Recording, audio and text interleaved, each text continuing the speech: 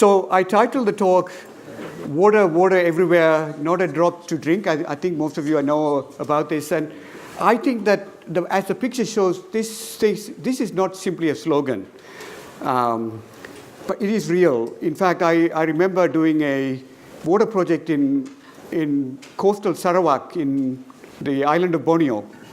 And it was quite amazing that these people were living in peat swamps with houses built on stilts because they cannot walk on the ground. It's so wet and so soft. And they had 4,000 millimeters of rain in a year. And I was doing a water project with them. You would ask what kind of water problem they have with 4,000 millimeters of rain. And they call them, so they have a drought. They call it a drought if it doesn't rain for 2 weeks. It's a drought. They have no water. So I think this issue of water everywhere, not a drop to drink, is actually real in many places. So Alberto Montanari, in his talk, mentioned the word water crisis. And I'm thinking that what kind of water crisis do we have? And what do people know about this? And I think I'm especially interested and really excited that this workshop is being given to teachers who will be teaching young students. And I believe that if you want to solve this water crisis, if it is a crisis, the solution will be through the kids that we teach, because I think the adults are hopeless. I think we are already well set in our ways. I think it's only the kids, the younger generation, when they become adults, they are the ones who are going to actually address these problems. So, is there a water crisis? I'm just going to run through a number of pictures that I found in the internet. I don't have to explain. These are people queuing for water in India, carrying water over long distances. In fact, I did a project in Nigeria in 2006. I was living in a house, and the water source was about 2 or 3 kilometers away from the house. And every morning, kids from that household, young kids, just like them, would go to the river, take water in buckets and pots and like this for me to take a wash. This is real. This is the kind of bucket that I had. This is the only amount of water that I had to take a wash when I was living in this village for 2 weeks, every day. This is normal. This is normal in many countries, including my own country, Sri Lanka. And here we have in the Philippines, people living in their own waste, people living around their own waste. They are surrounded by their own waste, and that's the life that they live. So if you go on the internet, you can find thousands of statistics about water and about the water crisis. I just picked them from the internet. Your students can go and find them. A number of different ways of communicating the severity of the water situation. So I've selected a few of these things. So 1.1 billion people lack access to improved water supply. 2.4 billion, these are all billions, improved sanitation. Every second a child dies from drinking contaminated water. That's 10,000 a day. 250 million people are directly affected by desertification. In other words, land becoming deserts. 1 billion people, over 100 countries are at risk. Droughts. So lots of information that you can find in the internet, and the students can be really fascinated by studying these things. In China, all 3 rivers feeding China's northern plain are severely polluted, damaging health and limiting irrigation. The lower reaches of the Yellow River, which feed China's most important farming region, ran dry 226 days in 1997. So in other words, the river did not flow to the ocean. Northern China is home to 2/3 of the country's cropland and 1/5 of its water. That explains why they are trying to now pump water from the south to the north, the South-North project. So some more.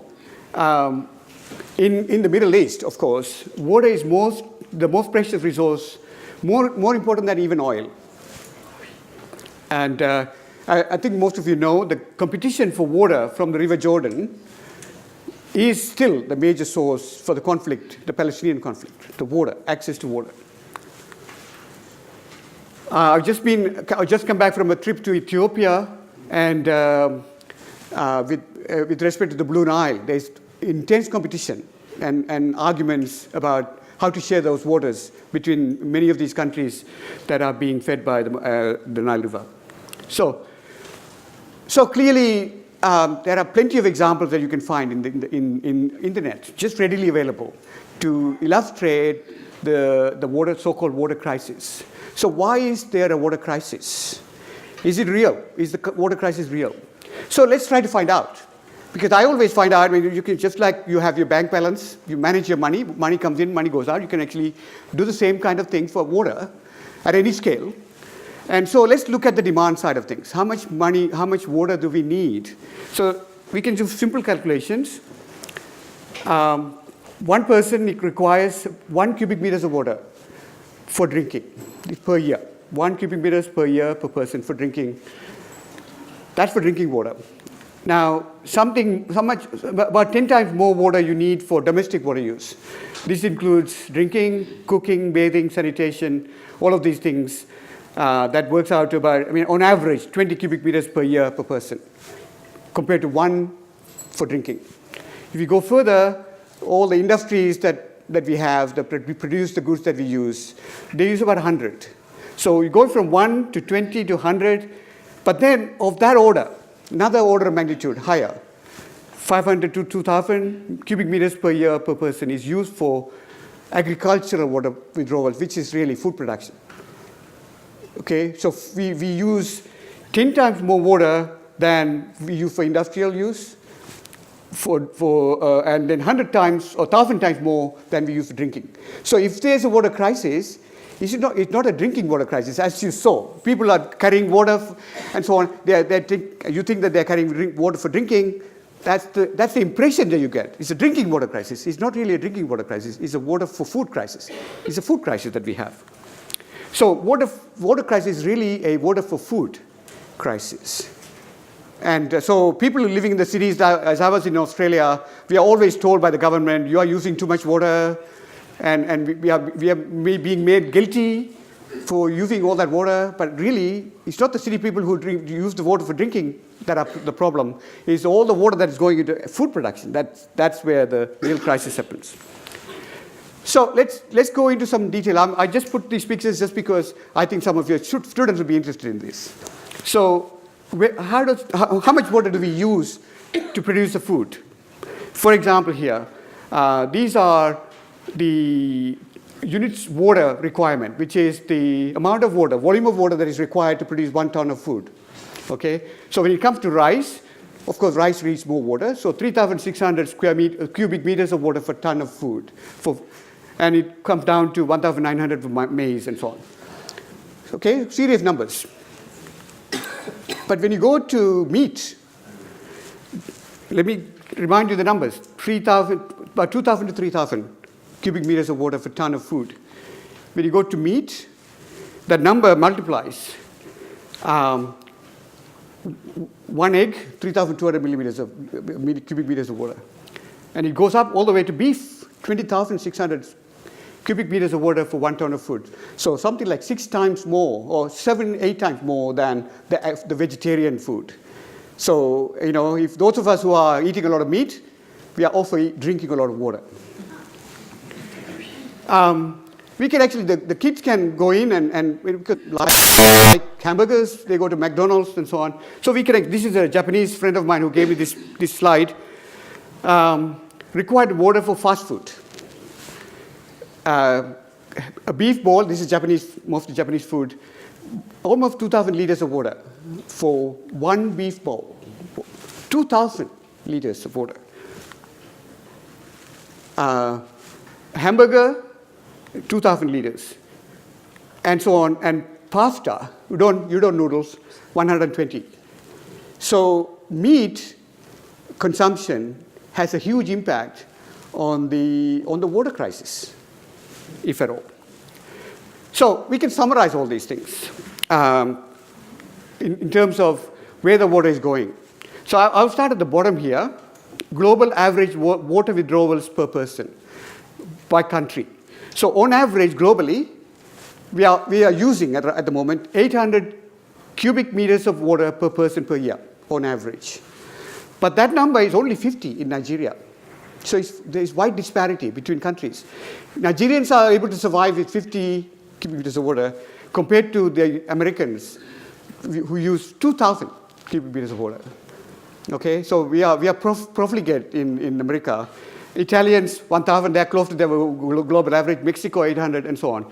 So if you take that number 800 cubic meters of water and multiply it by 6 billion people, that works out about 5,000 cubic kilometers per year. This is the amount of water being withdrawn by the entire population of the world. 5,000 cubic meters of water, 5,000 cubic kilometers of water, of which 70%, I think as Alberto also already mentioned, 70% is used for food production, 3,500. Industry uses 1,000. Domestic water use 500. Drinking water, I mentioned to you 5. All the bottled water you drink is 0.17. Okay, so the most important point is that number, 70% of all the water we use is for food production. So again, remember that number, 5,000 cubic kilometers of water that we are using currently, and how does it compare to the supply? Where does the supply come from? Well, supply comes from nature, as Alberto mentioned. The hydrology cycle is where we get our water. The rivers, the lakes, the groundwater, and so on. Of course, we don't take water from the ocean, except in the Middle East. So how much water is there in the hydrologic cycle that provides us? There's quite a lot of water.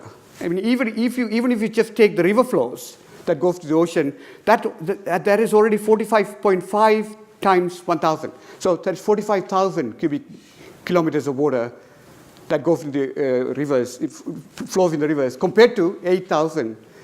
So you would think that there's plenty of water in the system. In fact, I can summarize this. Per capita freshwater available. This is what's available in nature. Freshwater, 9,000 cubic meters of water per year, compared to 800, which is what we are using at the moment. So on this basis, why is there a water crisis? There is 10 times more water than we need, fresh water available. So can you call this a water crisis? Is there a water crisis? The reality is that, yes, that is true. And in fact, if you go to Canada, that's 180,000, huge. Asia, 3,400, so not so great. And down to 200 to 300 in North Africa and the Arabian Peninsula, so much less than the average. So people have come up with this notion that they come up with some key numbers, some key thresholds. So when you're in a country where the per capita water availability is 1,700 or less, you call them water-stressed countries. If it is less than 1,000, you call them water scarce or seriously stressed. And so that's the kind of number that I'm going to use to illustrate the water crisis. So there's plenty of water, except it's not nicely distributed. It's not easily, uniformly distributed. And okay, I think we have finished. Oops. Okay. I think we don't have to dwell on this. We can go forward. Okay, let's go to this one here. So this here, again, the numbers here at the bottom refer to 1,000 cubic meters per capita per year. So same number that I presented earlier of the order. 800 is what we need, what we are using. 1,000 is the threshold for calling some country seriously stressed. So if you look at these numbers, then you can divide up the whole world into countries which are seriously stressed. They are mostly in North Africa, stressed in South Africa, and then you have slightly stressed and moderate and so on. You can actually characterize the whole world now that that water availability is actually not uniform. So if there's a water crisis, it's because that water availability is not uniform, okay, compared to the population densities. Now here, the same numbers have transformed into, so because earlier we actually had the United States, for example, just one uniform color, of course, the United States is not uniform. So if you actually go in and look at much more fine detail, you'll actually find much more detail. And so different parts of different countries actually are more stressed and less stressed. And so there's diversity and variability within each country as well. So if you ask me if there's a crisis and why is it there a crisis, it's because the water that we have, and we have plenty, is not uniformly distributed in relation to the demand. That competition or comparison between the demand and supply is uneven, and then people are forced to live in places where there's not enough water. Now, and Alberto mentioned earlier that that's the current situation. Already we have crisis. Already we have people struggling to get water. Now, you look to the future, you're hearing about now two major issues. One is climate change, as Alberto mentioned. What is climate change going to do to this?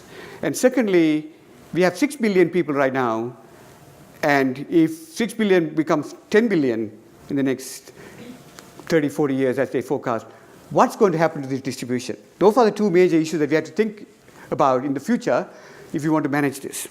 So this is the classical picture that everybody uses for climate change. Temperature going up, but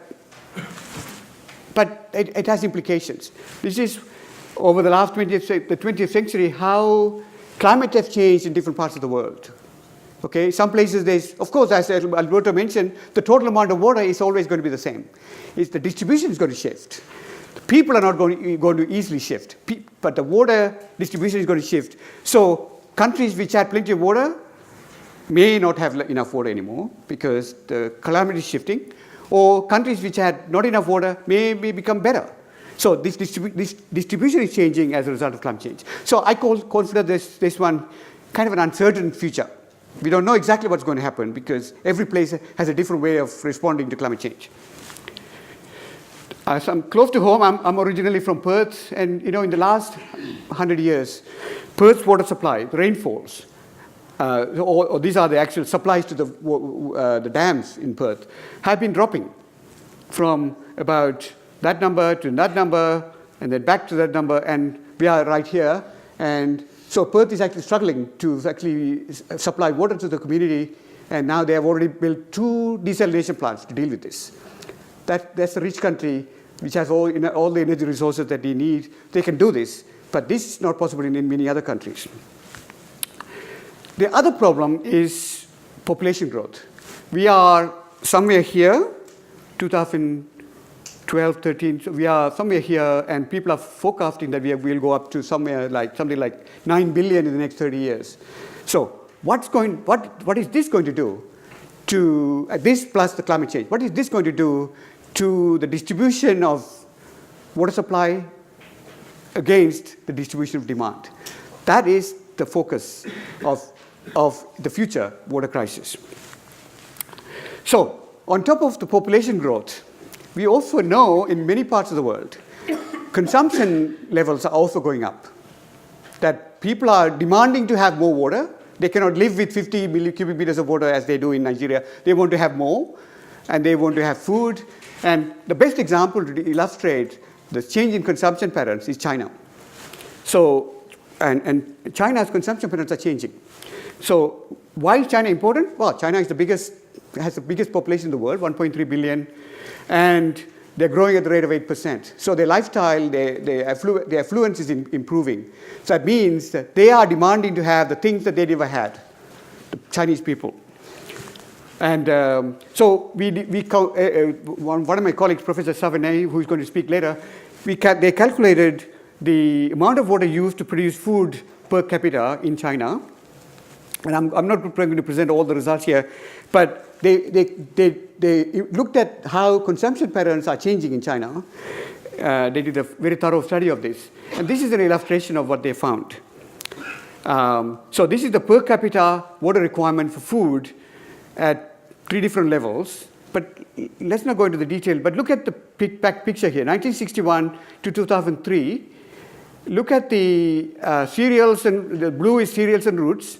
greenish vegetables, and then sugar and sweeteners, alcoholic beverages, oil crops, and then finally animal products. So China, in spite of all the Chinese food you eat, used to be mostly a vegetarian country. They ate very little meat up until 1982. And look at the amount of meat consumption, how it has grown just in the last 20 years.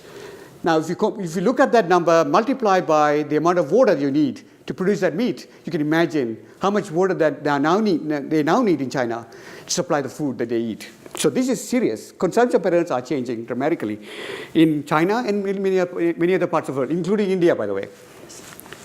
So in China, the food consumption patterns in China shift towards animal products. Meat consumption has increased by a factor of 3.7.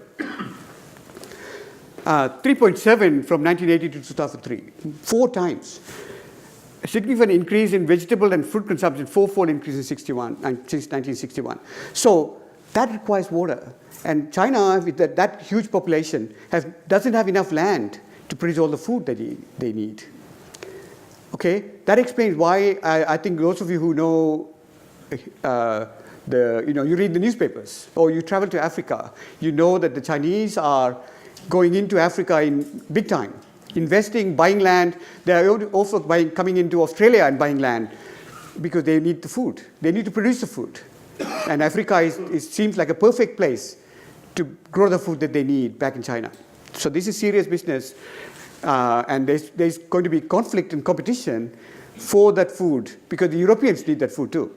So there's going to be competition for food between China and India. Saudi Arabians are buying land in Ethiopia and Africa and so on. So this is serious business, that whenever you need food, you think water, because you need water to produce the food. So here you have, again, the same study in terms of the per capita water requirement for food. China is now here about 800, as I said, close to the world average. USA is close to 2,000. Now, I put a quote here. Imagine when China and the rest of the world catch up to the US. They all eat and drink water to the level of the US. And where are we going to get the water from for that amount of consumption? So let me kind of summarize where we have come to. If there's a crisis, why is there a crisis? I put it in very simple terms. One, demand. It's all demand and supply and demand. Rapidly increasing demand. Fast rising human populations from 6 billion to 9 billion. Changing lifestyles. Multiplying, demanding more water. Because more water, because of more food. Simple as that. It's not a drinking water crisis. Then there's a declining resource base. The more you take water from nature, I didn't talk about it earlier in an earlier slide, that whenever there's water flowing down the river, go to the ocean, we always think, oh, that water is going to be wasted. It's going to the ocean, so it's wasted. It's wasted water. But actually, it's not wasted water. Every part of nature has a function. Water is a big part of that function. And the health of the ecosystems is an important part. And so nothing is wasted. Nature doesn't waste anything. I think that's my story. Nature doesn't waste anything. So the more you take water from nature, and as I showed you the picture from the Philippines, you destroy it, you degrade it. You actually reduce the resource base. Because you had pristine water, you take water from it and pump back wastewater back into it, or waste products, and then basically you are basically degrading the very resource that you're using. So basically, the more you take water for other uses, for agriculture, housing, industry, and so on, you're degrading the very resource that you're using. So that's serious business. So in spite of the fact that the total amount of water is the same, but some of that water actually you're already degrading, so the resource base is declining. Not remaining constant, it's actually declining if you don't take good care of it. So overall, demand is going up, supply, in fact, is declining because of our misuse of the water. And then, I already told you, there's a poor distribution. The water that we have, even though it's plenty, is poorly distributed in respect of human demand. So, and of course, we can always transport food, but we cannot transport water. We cannot store water forever. So that's another problem. Water is bulky. You know, we cannot easily transport and store water for many years. Food we can do. We can package it. We can keep it for a long time, but water cannot be done. And of course, I talk about changing lifestyles. And finally, the climate change thing is really, for me, it introduces uncertainty because it changes the distribution. The total amount of water just remains the same. And of course, more and more, I think, in the US, for example, there's a competition between water for food and water for energy. The farmers are being given subsidies to produce biofuel, and when they're given that, so they just drop their corn production or soybean production going to biofuel. In fact, about few years ago, when that happened, when the US produced less food, less corn, the rice prices around the world went up because there was not enough food being produced, so rice went up in price. So this link, competition between water for food and water for energy and water for any other uses actually impacts on food supply. So if you think like this, these are the issues, then the water crisis is really, to me, a management crisis. It's really a management issue. How do we manage? Because we manage our bank balances very nicely. We human beings, we have money coming in, money going out, we balance it. Why can't we do the same with water?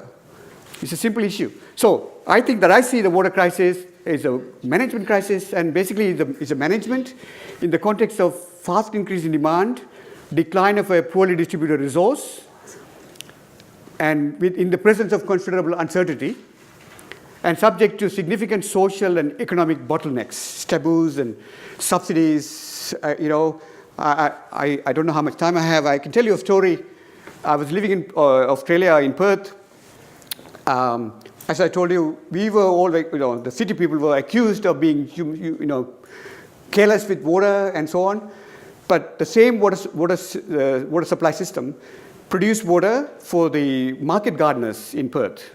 These are people who produce cabbages and carrots and celery and so on at subsidized prices, meaning they paid anything for the water, and they produced the food and they exported the food to Malaysia and Singapore and Indonesia, which are actually water-rich countries.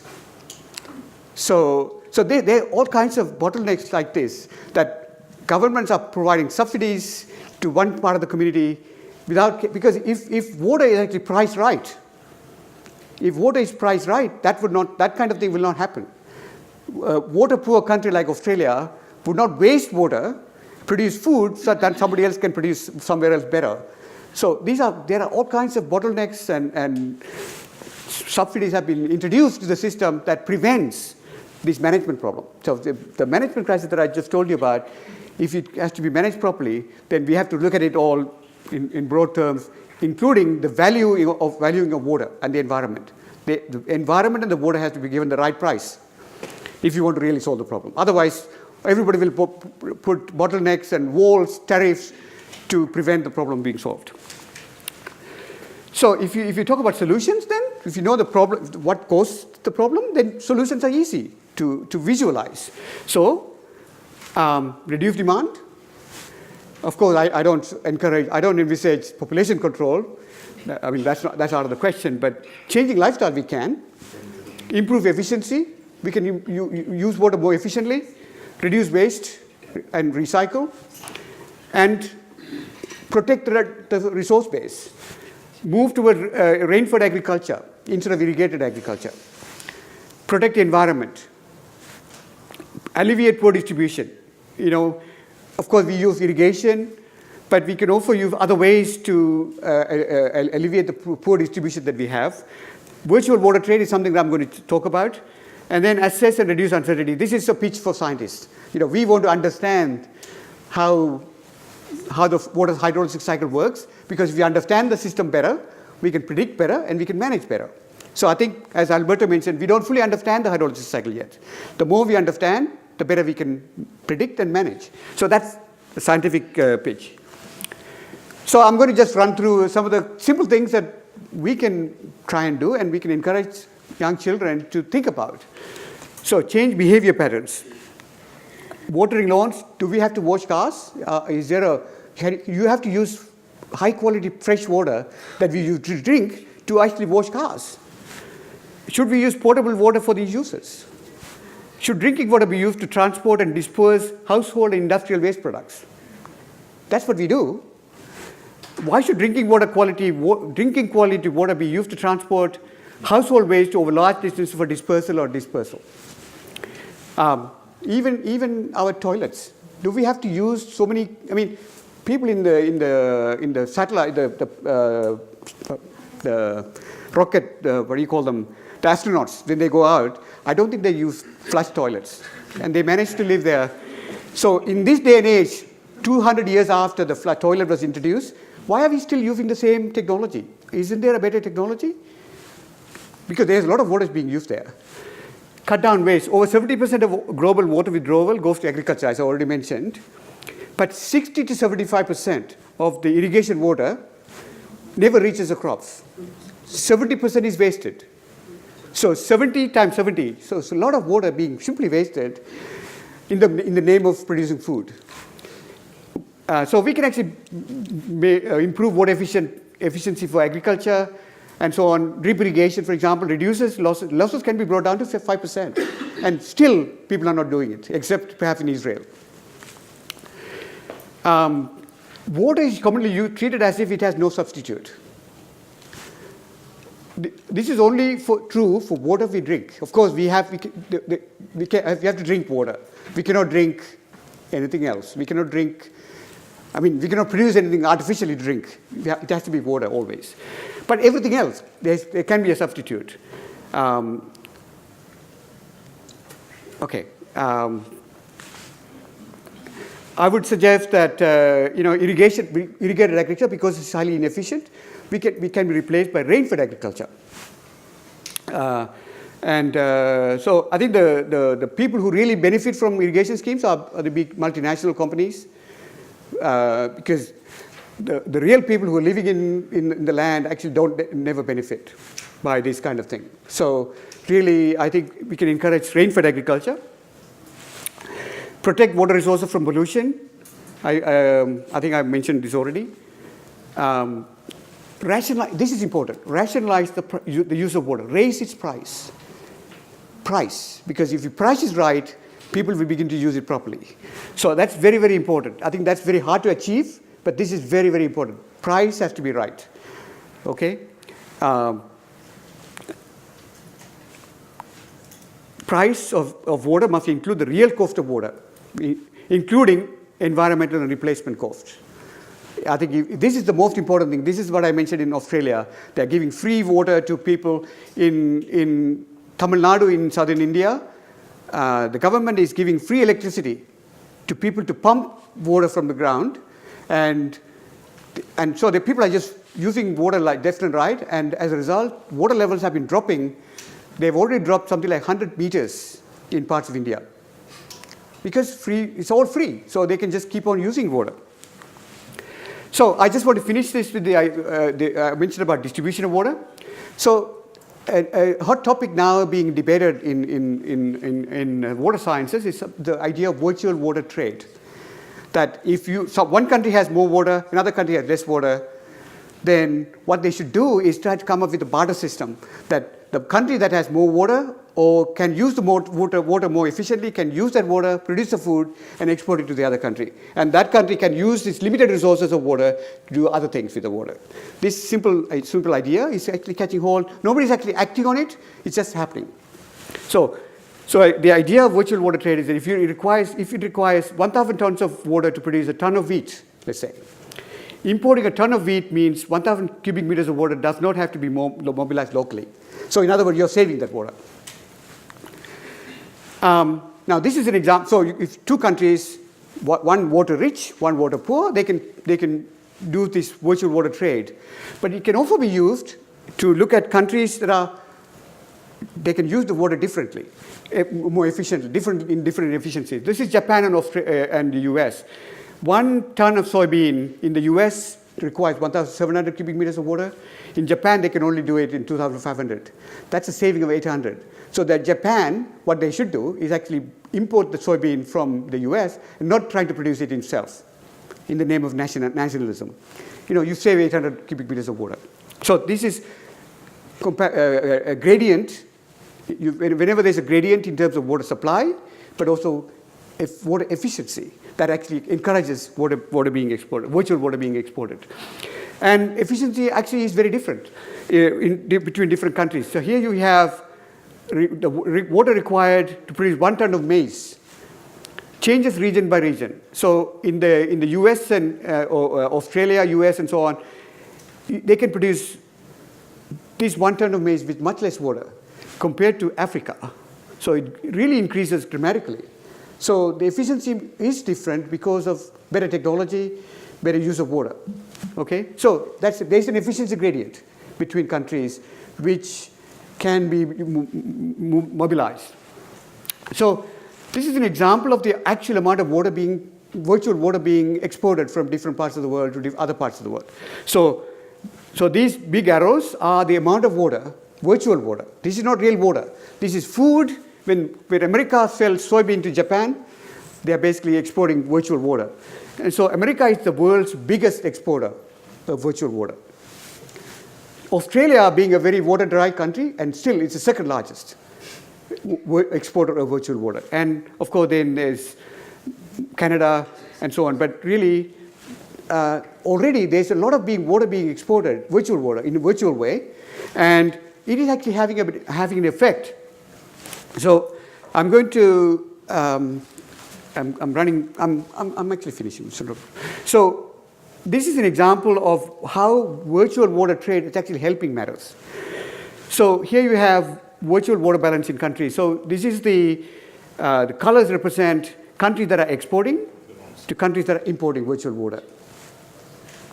So America and Canada are virtual exporters, Australia, Argentina, exporters, and then of course North Africa, Middle East, they are virtual importers of virtual water. So this is an example here that I told you earlier that I showed this picture where North Africa was seriously stressed, but when you actually incorporate the virtual water exchange, North Africa is now not so stressed anymore. Okay, so in other words, the virtual water actually does impact on the distribution of water. And this is in more detail, the same numbers. So this is the difference. So this is the virtual water export.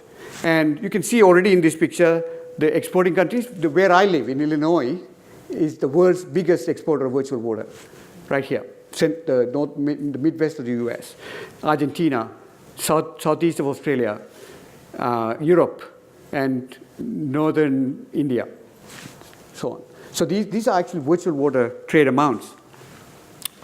So the water crisis, as I already mentioned, is a management crisis. If you want to address it, you have to address it at many different levels. Not just science, not just technology, but it has to be a multifaceted way of solving it. So there are social issues, population control, lifestyle changes, recycling, and so on. Technology can very much help. Improved irrigation, recycling. So technology can help. Economics is very important, especially fair price of water. Payment for ecosystem services. In other words, when you damage the environment, you have to somehow be able to pay for that. And of course, science is very essential. Science is important because we want to be able to understand the hydrologic cycle in the presence of humans now. And we understand it to the point of being able to predict it so that we can actually use those predictions to better manage the future. So we need to address this problem at all these levels. One of them is not going to help it. We have to actually look at it in all possible ways. So the way forward, these are some summaries of what I think is very important. Raise the price of water. I put it at the top. Remove all subsidies, because that's the best way to overcome inertia and actually move it forward. Encourage the use of rain-fed agriculture. and localized water management. So it actually helps to reduce some of the environmental problems associated with irrigation and so on. And invest the return. If you set the price high, then you make money and use the money to improve the technology and infrastructure, because you need money somewhere, to address these things. And the only way is to raise the price of water. Encourage the use of virtual water trade, because at the moment virtual water trade actually simply happens. Nobody's managing it, nobody using it as a policy instrument. It just happens, we just can measure it. But what we need to do is that, hey, there's a lot of potential here. Can we actually somehow use it to manage and help improve the water crisis? And of course, I didn't talk about too much about this, but there's also issues, real legal issues. Somebody mentioned this morning about politics. There are legal issues with respect to water, with respect to possession as opposed to rights. Some people that they own the water, and that causes a lot of problems. So we need to come up with a legal system that is appropriate. And of course, this is very important, and this is where the students in the high schools can come in, because if you really want to solve this, you have to solve it at many different levels. At the household level, communities, cities, nations, and the entire world. It has to start from the bottom all the way up to the top. So that's all I want to say. Thank you very much.